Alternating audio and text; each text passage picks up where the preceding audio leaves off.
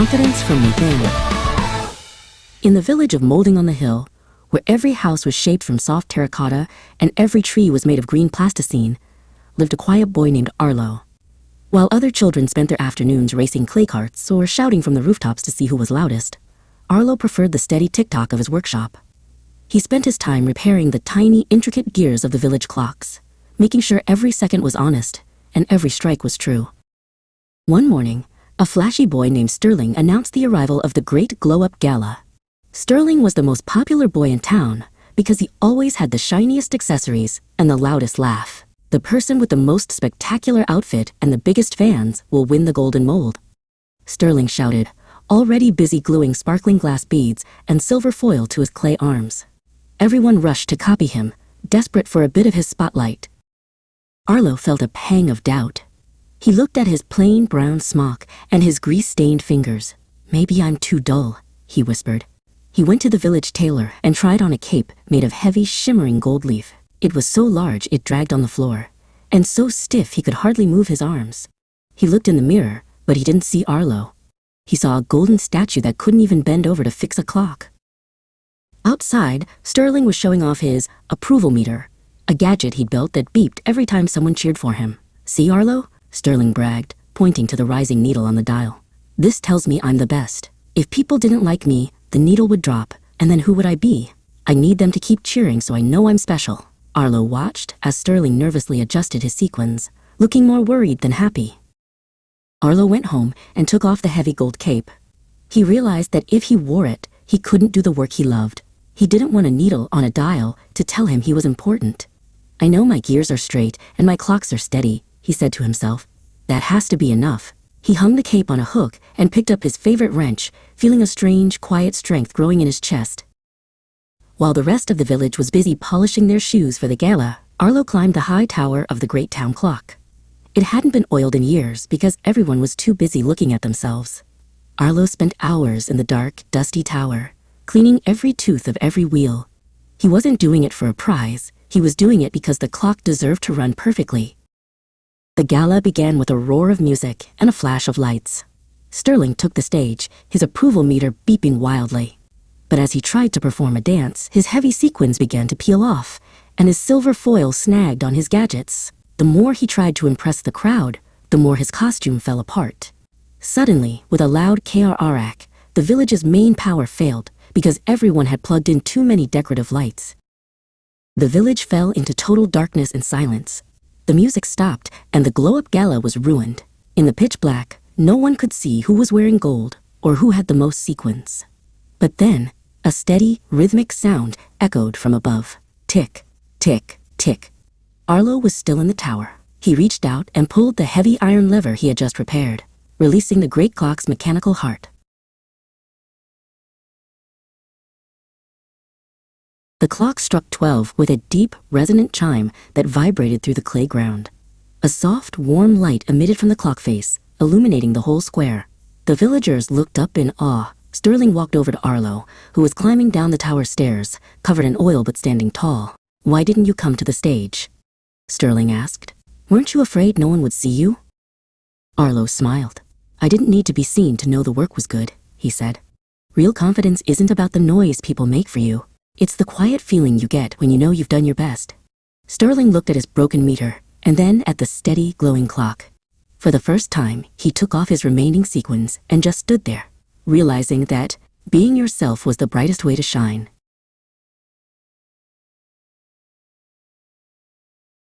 The importance of listening. Olo lived in a village made of bright, molded clay. He was a boy who loved to move, hop, and, most of all, talk. Olo had a voice like a drum, loud and joyful, but he rarely let the world speak back. He was always so busy making noise that he missed the music of the morning. One morning, Olo decided he wanted to find the legendary Glimmerbloom, a flower that was said to glow like a fallen star. He visited Elda, the village's oldest gardener, who was known for her wisdom. I need to find the flower, Olo shouted, interrupting her morning tea. Elda smiled and pointed toward the great forest. To find it, you must hear the 3 whispers, she began. First, you must listen to the wind, then to the water, and finally... But Olo was already out the door, waving goodbye before she could finish her sentence. Olo marched into the forest with big, heavy steps. "I'm coming for you, Glimmerbloom," he yelled at the trees.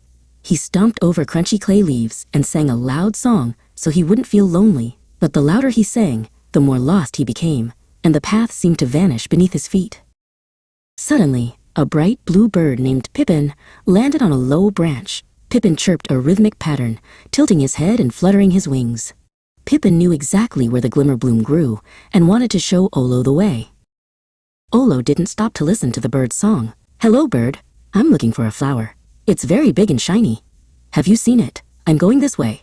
Olo talked so much that Pippin finally sighed, tucked his head under his wing, and flew away into the thicket. By sunset, Olo was tired, hungry, and very confused. The forest grew dark, and he didn't know which way was home or which way was forward. He sat down on a smooth clay stone, and, for the first time all day, he became completely silent. In the quiet, Olo heard things he had never noticed before. He heard the soft whoosh of the wind through the hollow reeds. He heard the distant plip-plop of a hidden stream. The sounds weren't just noise. They were a map made of music, guiding him through the dark. Olo followed the sound of the stream until he reached a hidden clearing. There, bathed in the silver light of the moon, was the Glimmerbloom. Elda was already there, quietly tending to the soil. "You found it," she whispered softly, "because you finally heard it calling." Olo realized that Elda's advice, Pippin's song, and the forest's wind were all trying to help him, but he had been too loud to hear them. He didn't say a word of triumph. He just sat with Elda and listened to the beautiful, quiet world. Standing alone for what is right. In the sunny workshop of Oakhaven School, the great mural project was underway. Tara and Leo were partners, tasked with creating the most beautiful meadow ever made of clay. Tara loved the feel of the squishy material between her fingers, carefully molding tiny blades of grass. Leo, however, was already looking at the clock. He wanted to finish first and be the hero of the classroom. During recess, Leo pulled a secret box from his backpack and showed it to their classmate, Micah. Inside were hundreds of pre-made shiny plastic flowers and glittering butterflies. "If we glue these on, our meadow will look perfect," Leo whispered with a grin. "Mr. Finch will think we are masters. Everyone will think we're the best artists in the school." Micah's eyes widened with excitement. When they returned to the workshop, Leo dumped the box onto the table. "Look, Tara, we don't have to spend hours sculpting anymore. We can just use these." Tara looked at the plastic bits and then at the rules posted on the wall. Everything must be handcrafted. "But Leo," Tara said softly, "that's not our work. It's cheating." Leo rolled his eyes and pushed a handful of plastic daisies toward her. Soon, the news of the magic flowers spread. Leo and Micah began sticking the plastic pieces onto the mural at lightning speed. Other kids gathered around, cheering them on. "Wow, Leo, your section looks amazing," they shouted. Leo basked in the attention, laughing and high-fiving Micah. No one seemed to care that the flowers weren't made of clay. Tara sat at the very end of the table, feeling very small and very alone. Her section of the meadow had only 3 small, hand-sculpted tulips and a single lumpy bumblebee. It didn't sparkle like Leo's side. She felt the sting of tears in her eyes as her friends walked past her to see the shiny meadow. She picked up a piece of yellow clay and started to roll it anyway. The door opened, and Mr. Finch, the art teacher, walked in to judge the projects. He wore a large boatie and carried a magnifying glass. He walked straight to Leo's section. The class went silent. Leo stood tall, his chest puffed out. "We worked really hard on the details, Mr. Finch," Leo said, glancing around to make sure everyone was listening to his big moment. Mr. Finch hummed a low tune and then turned to Tara. He looked at her 3 tulips and her lumpy bee. Then he looked back at the plastic daisies. "Tara," he said, his voice calm and steady. "Leo tells me the whole team agreed to use these special decorations. Is that true? Did you all decide this was the best way to show your skills?" Tara looked at Leo. He was staring at her, his eyes pleading, silently telling her to just say yes and be part of the winning team. If she spoke the truth, the whole class might be mad at her for ruining the fun. She took a deep breath. "No, Mr. Finch," Tara said, her voice trembling but clear. "I didn't want to use them because the rules said we had to make everything ourselves." The room went very quiet. Mr. Finch sighed and shook his head. "Integrity is the most important tool an artist has," he said. He asked Leo and Micah to remove the plastic and start over. As the other kids whispered and Leo glared at the floor, Tara felt a strange weight lift off her shoulders. She was still at the end of the table, but she didn't feel small anymore. A girl named Pax walked over, carrying a small lump of purple clay. "I like your bee," Pax said softly. "It looks like it's actually flying. Can I help you make some lavender to go with your tulips?" Tara smiled and handed Pax a sculpting tool. Doing what was right had been hard, and it had been lonely for a moment, but the truth had a way of blooming into something real.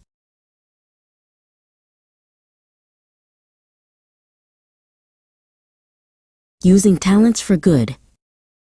In the heart of the Valley of Molds lived a young boy named Theron. Theron was a gentle soul who loved his village, but he often felt like a puzzle piece that didn't quite fit. While everyone else seemed to have a special gift, Theron was still searching for his. He spent many afternoons sitting on the rounded ridge, watching the world go by and wondering what he was meant to do. His best friend, Cowlin, was the finest baker in the valley. She could take a pinch of dust and a drop of dew and turn them into the most delicious sun cakes anyone had ever tasted. "Everyone has a spark, Theron," Cowlin said, dusting her hands. "You just have to find the thing that makes your heart beat like a drum." Then there was Flint. Flint was a master builder. With just his hands and some river stones, he could create towers that touched the clouds and bridges that never shook. Theron watched him work, amazed at how easily Flint could turn a pile of rocks into something strong and beautiful. "It's all about finding the right balance," Flint would say. Theron tried to bake with Cowlin, but his cakes came out as flat as pancakes and twice as hard. He tried to build with Flint, but his towers wobbled and fell before they were even halfway done. "Maybe I just don't have a spark," Theron sighed. Cowlin patted his shoulder, her clay fingers leaving a soft mark. "Don't give up," she encouraged him. "Your gift is waiting for you." One evening, while walking through the whistling woods, Theron heard a bird singing a complex, beautiful melody. Without thinking, he opened his mouth and mimicked the sound perfectly. The bird stopped, tilted its head, and chirped back. Theron realized he could copy any sound, the rustle of leaves, the babbling brook, and even the voices of his neighbors. A few days later, a great shadow fell over the valley. Dark, heavy clouds gathered, and the wind began to howl. A gully washer storm was coming, the kind that could flood the gardens and wash away the village's winter food. The villagers needed to be warned so they could move the harvest to the high caves, but the sky grew dark far too quickly. Flint ran to the village square to ring the great warning bell, but he stopped in horror. The heavy bronze bell had a deep crack running through its center. When he struck it, instead of a loud clang, it only let out a dull, thumping sound. "No one will hear this," Flint cried out. "The wind is too loud, and the houses are too far apart." Theron knew this was his moment. He scrambled to the top of the great arch, the highest point in the village. He took a deep breath, filling his lungs with the cold mountain air. He didn't just shout, he used his gift to project his voice, mimicking the resonance of the great bell itself. "To the caves!" he bellowed, his voice echoing like thunder through the valley. Because of Theron's powerful warning, the villagers heard the call. Cowlin and Flint led the way, grabbing crates of food and bundles of supplies. They worked together, side by side, racing against the first heavy drops of rain. Just as the storm broke, the last of the harvest was tucked safely inside the dry, high caves. When the sun came out the next morning, the village was safe. Theron climbed down from the arch, feeling tired but happier than he had ever been. Cowlin and Flint met him with big smiles. "You found it, Theron." Cowlin cheered. Theron smiled back, realizing that his gift wasn't just for him. It was a talent he could use to help everyone he loved. The power of gratitude. Felix woke up with a heavy sigh. To him, the world looked like a lump of unbaked gray dough. The sun was too bright, his blanket was too scratchy, and his breakfast porridge was just mushy. "Everything is so boring," he grumbled, kicking a stray slipper across the floor.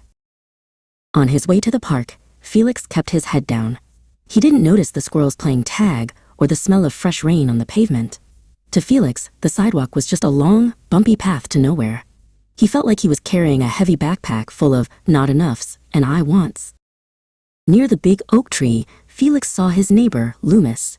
Loomis was sitting on a bench, holding a small, shimmering yellow glass lens. He wasn't looking at the ground. He was looking at a single dandelion growing in a crack. Loomis was smiling so wide that his cheeks looked like two bright red apples. "What are you doing, Loomis?" Felix asked. Loomis handed him the shimmering lens. "This is a gratitude lens, Felix," he whispered. "Without it, the world is just clay. But when you look through it and find something to be thankful for, the magic starts to happen. Try it. Find one small thing." Felix took the lens and held it up to his eye. He looked at a plain gray pebble by his shoe. At first, It was just a rock. But then he thought, I'm glad this pebble is smooth. It feels nice in my hand. Suddenly, through the lens, the pebble began to glow with a warm golden light. It worked, Felix shouted. He looked at Loomis, and the golden light spread. Loomis looked even brighter than before. When you say thank you for what you have, Loomis explained, you stop looking for what's missing.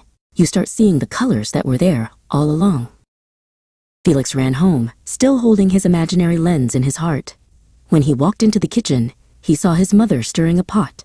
Usually, he would complain about the smell. Instead, he thought, I'm thankful Mom makes us warm food. He hugged her waist and said, Thanks for dinner, Mom.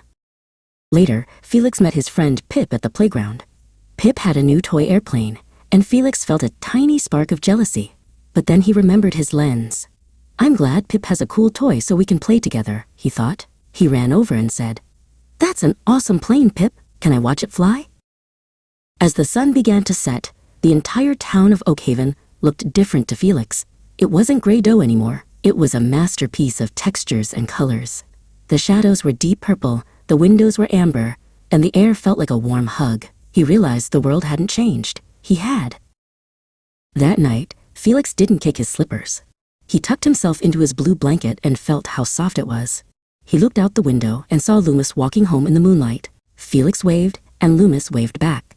Thank you for today, Felix whispered to the stars, and the whole world glowed.